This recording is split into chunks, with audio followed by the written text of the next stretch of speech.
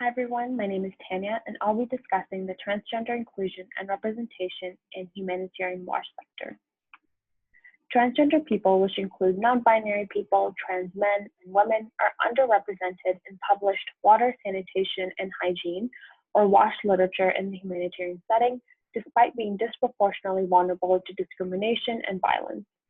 While policies and practice guidelines are increasingly focused on the conditioned access to humanitarian services by gender, they're still limited to cis-gendered women, as most global health organizations either exclude definitions or merely include ill-defined definitions of gender. Transgender people often face discrimination, sexual harassment, abuse, and violence in accessing public WASH.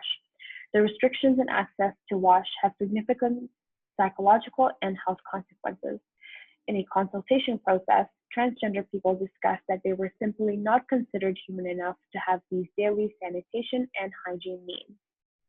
Through a narrative literature review, I identified and qualitatively analyzed 30 papers that discuss gender and WASH to gather key emerging themes on the inclusion of transgender people in WASH. Out of the 30, only 6 articles included research implications for this community and WASH. 3 papers provided evidence on the lack of consultations with the transgender community at large or marginalization experienced by this community in the WASH sector. The other articles were systematic reviews and evidence gap maps that highlighted the little to no coverage of this community in policy and programming. The other 24 of the included articles did not mention implications for transgender women or men. These articles exclusively focused on cisgendered women and girls and their WASH research outcomes during gender analysis. The narrative review concluded that WASH sector in research and some key policy documents marginally engaged with gender analysis beyond traditional definitions of gender.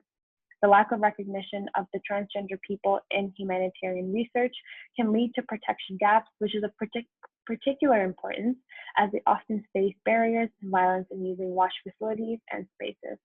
Based on the narrative review, it's recommended that humanitarian systems need to begin by approaching gender as a spectrum rather than a binary concept.